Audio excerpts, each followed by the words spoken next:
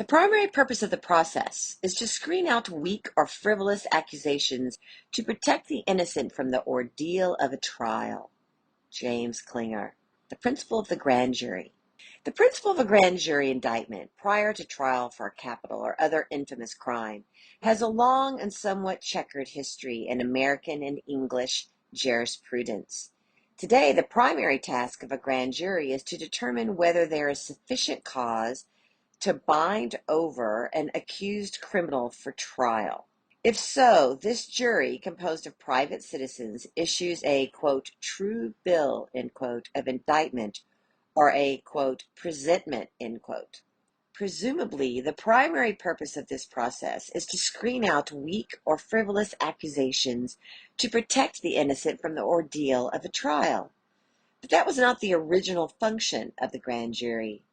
When the grand jury indictment process began with the Assize Clarendon in 1126, King Henry II established a proceeding in which a collection of free men would assemble to pass a preliminary judgment on the guilt of the accused. If the grand jury failed to issue an indictment, the jurors were subject to heavy fines.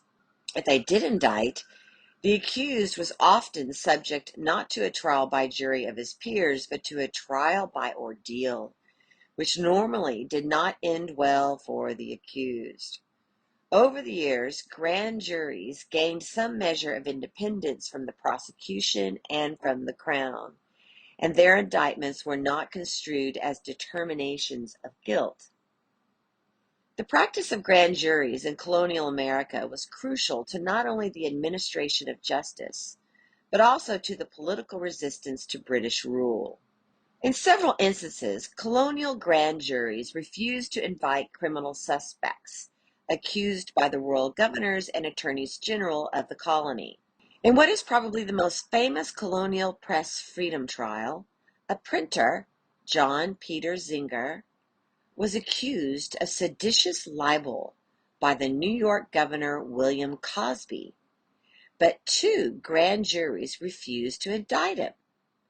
Cosby ultimately used an alternate legal device and, quote, information, end quote, accusing Zinger of the crime and binding him over the trial.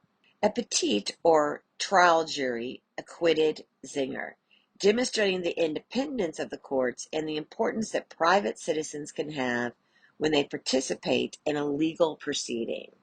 Grand juries also carried out some investigative functions, sometimes acting more or less independently of government officers. Sometimes grand juries investigated civil offenses and even oversaw the administration of government services. At a time when government was small and not particularly professional, grand juries took on functions that today would be considered work for civil servants. By the time of the American Revolution, many grand juries were regularly refusing to indict colonists who resisted British rule, even in instances in which there was more than enough evidence to bind them over for trial. Grand juries also became more inclined to indict British soldiers and administrators who were thought to have committed crime.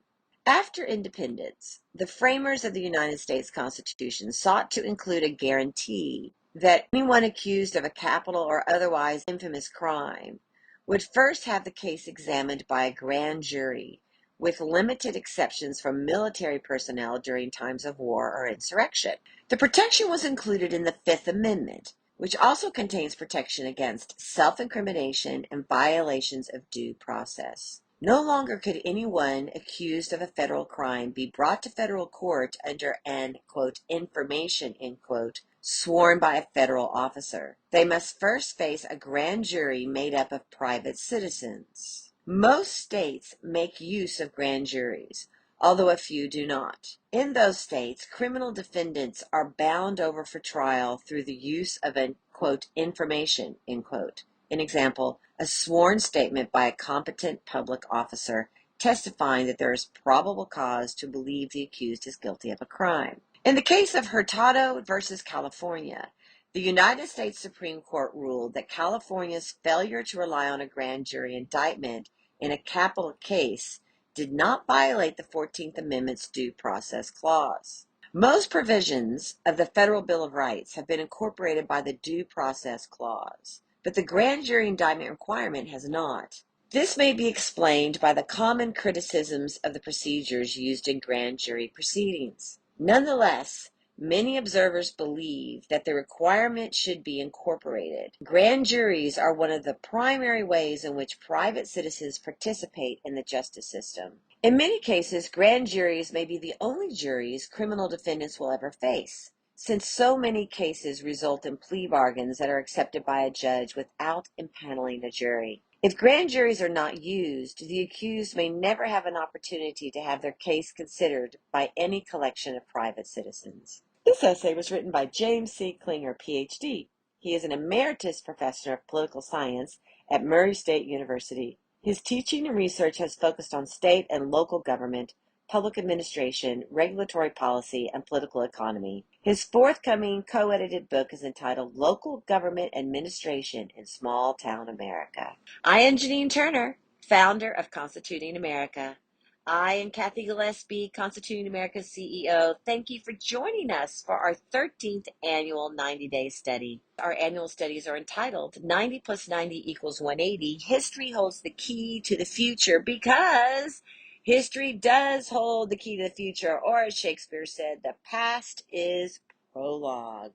Join us tomorrow, right back here, same bat channel, same bat time, for those of you who are as old as I and watched Batman, the TV show. Don't forget to check out our essays on American exceptionalism. It's our study from last year. If you go to the constitutingamerica.org and scroll down, you'll see the studies, and you'll see a little red button that says American Exceptionalism Study. Really good, so that we have 90 days of 90 tools in our toolbox so that we can have a really good civil civic conversation about why America is exceptional. Have a great day. We thank Amanda Hughes for championing these wonderful studies and for Bobby Rodriguez for editing these wonderful essays and sending them out there into the universe. Have a wonderful day.